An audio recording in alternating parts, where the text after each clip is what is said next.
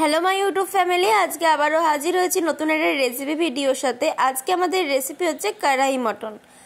আমার পুরাতন বন্ধুদেরকে স্বাগত জানাচ্ছি এই রেসিপিটা দেখার জন্য, আর নতুন বন্ধুদেরকে আমন্ত্রণ জানাচ্ছি আমার পাশে থাকার জন্য এবং এই রেসিপিটা দেখার জন্য। রেসিপিটা খুব সহজ, কিন্তু কিছু কিছু ট্রিক্স মানলে এই রেসিপিটা আরও স্বাদে দ্বিগুণ হয়ে যায়। তো চলো আজকের রেসিপিটা দেখে নেওয়া যাক। ফার্স্টে গ্যাসটাকে ধরিয়ে দিলাম, তারপরে কড়াই বসিয়ে দিয়ে এবার এর মধ্যে একটা স্পেশাল সিক্রেট মশলা তৈরি করে নেব, যেটা আর কি কড়াই মটন বানাতে লাগবেই। এখানে নিয়েছি এলাচ, 1 চামচ জিরে, 1 চামচ মৌরি আর বেশ কিছুটা শুকনো লঙ্কা। 10-12টা মতো এখানে শুকনো লঙ্কা আছে, আর এখানে 10টা মতো এলাচ আছে।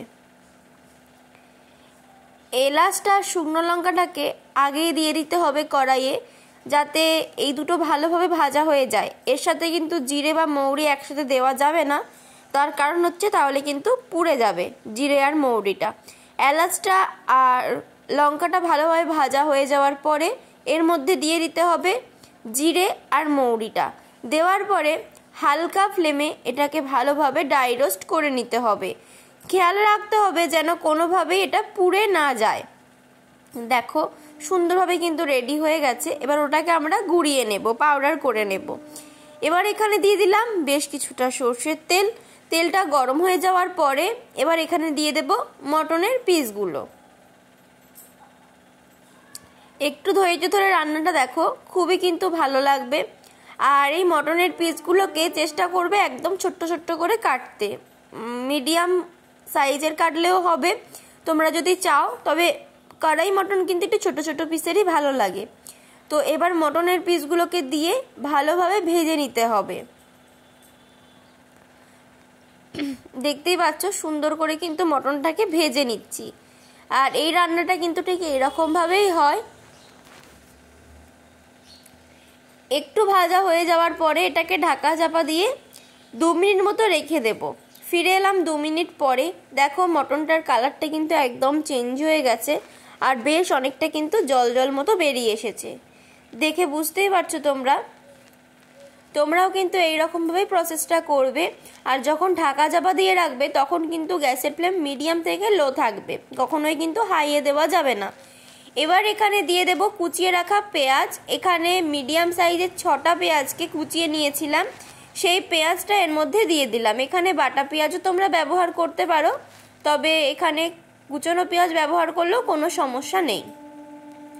এবার সুন্দর করে মটনটাকে ভালোভাবে পেঁয়াজের সাথে কষিয়ে নিচ্ছি, যাতে পেঁয়াজটাও খুব তাড়াতাড়ি নরম হয়ে যায় আর ভাজাও হয়ে যায়। খুব সহজে কিন্তু হয়ে যায় এই রেসিপিটা। আর মটনটা ভালোভাবে সুসিদ্ধ হওয়ার জন্য একটু ছোট ছোট পিস রাখলেই ভালো হয়, আর স্বাদটাও বেশ ভালো হয়। আর যেহেতু এটা কড়াইয়ের মধ্যেই হবে, তো সেহেতু সিদ্ধ করার জন্য একটু ছোট পিসটাই ভালো। এবার এখানে দেখো 1.5 চামচ রসুন বাটা আর 2 চামচ আদা বাটা দিয়ে দিলাম। এখানে দেওয়ার পরে আদা আর রসুনের পেস্টটাকেও মাংসের সাথে ভালোভাবে কষিয়ে নেব।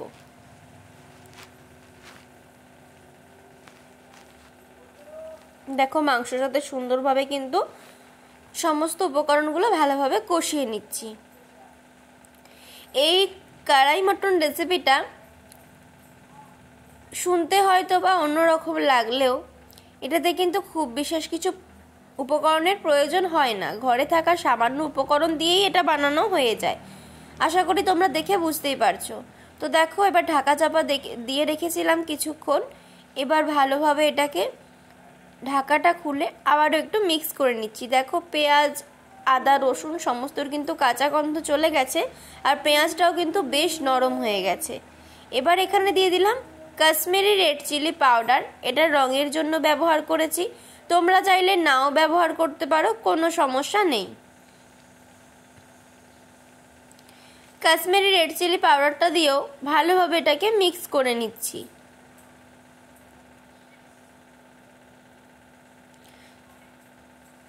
সুন্দর করে এটা মিক্স করা হয়েই গেছে, দেখে বুঝতেই পারছো।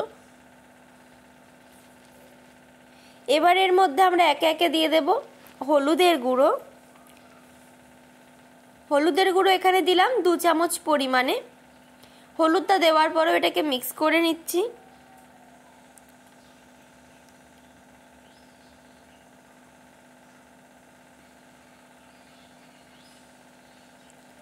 হলুদটাকে দেওয়ার পর ভালোভাবে মিক্স করে নিয়েছি। রান্না যত রসিয়ে কষিয়ে রান্না করা যায় ততই কিন্তু রান্নার স্বাদটা বাড়ে। এবার এখানে দিয়ে দেবো ক্যাপসিকামের কুচিটা। ক্যাপসিকামটা এই সময়তে দিলে ফ্লেভারটা কিন্তু খুব ভালো আসে। তো ক্যাপসিকামটা এখানে দিয়ে দিলাম। আর দিয়ে দেবো একটা মিডিয়াম সাইজের টমেটোকে কেটে রেখেছিলাম, সেই টমেটো কুচিটা। আর একটা মিডিয়াম সাইজেরই কিন্তু ক্যাপসিকাম কুচিটাও এখানে ব্যবহার করেছি। আর একটু ভালো স্বাদের জন্য বা ফ্লেভারের জন্য দিয়ে দিলাম 4টে লঙ্কা চিড়ে নিয়েছিলাম, কাঁচা লঙ্কাটাকে। দেওয়ার পরে সমস্ত উপকরণগুলোকে ভালোভাবে আবারও মিক্স করে নিচ্ছি।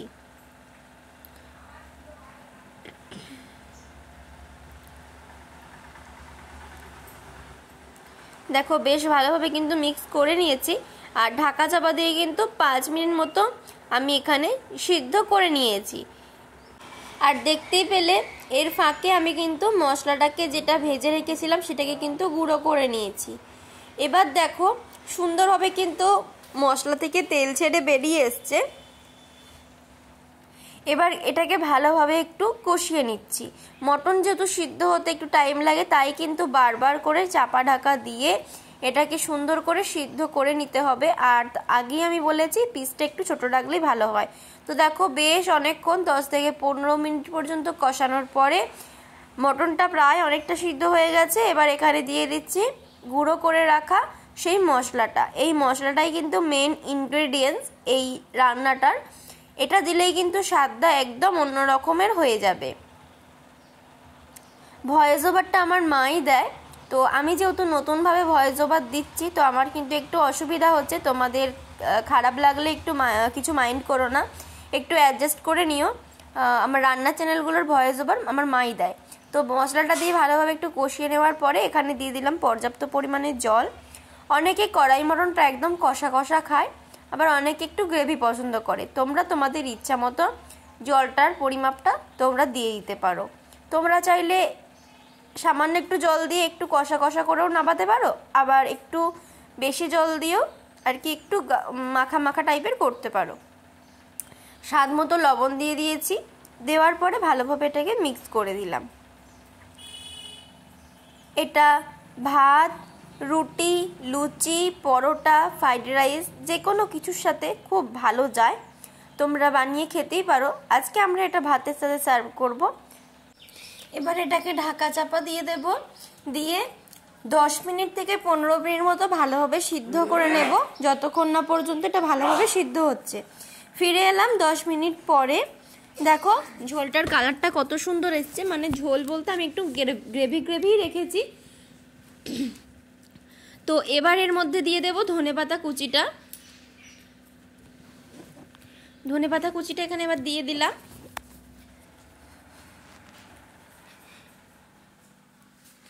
ধনেপাতাটা দিলে রান্নার স্বাদটা কিন্তু খুব ভালো হয়। আর যেহেতু শীতকাল, ধনেপাতা দিলেই কিন্তু রান্নার স্বাদগুলো দ্বিগুণ হয়ে যায় মনে হয়, তাই না? ধনেপাতাটা দিয়েও একটু ভালোভাবে মিক্স করে নিলাম। আর মটনটা কিন্তু পারফেক্টভাবে সিদ্ধ হয়ে গেছে। এবার আমরা এটাকে সার্ভ করে নেব। মটনটা কিন্তু একদম রেডি হয়ে গেছে। তোমরা চাইলে কিন্তু একটু কষাও বানাতে পারো, কোনো সমস্যা নেই। তো আমরা যেহেতু ভাতের সাথে এটা সার্ভ করছি, একটু গ্রেভি রাখলাম আমরা। তোমাদের আজকের এই রেসিপিটা কেমন লাগলো অবশ্যই কিন্তু কমেন্ট করে জানাবে। তোমাদের এক একটা কমেন্ট আমাদেরকে অনেক বেশি উৎসাহিত করে নতুন নতুন ভিডিও বানাতে। সবাই সাথে থেকো, সবাই পাশে থেকো। সকলের সুস্থতা কামনা করছি। আর যদি ভিডিওতে ভয়েস ওভার দেওয়ার সময় কোনো রকম কোনো ভুল হয় তাহলে অবশ্যই সেটাকে একটু অ্যাডজাস্ট করে নিও। চলো বন্ধুরা, আজকের ভিডিওটা এখানেই শেষ করছি। সবাই ভালো থেকো, সুস্থ থেকো, টাটা।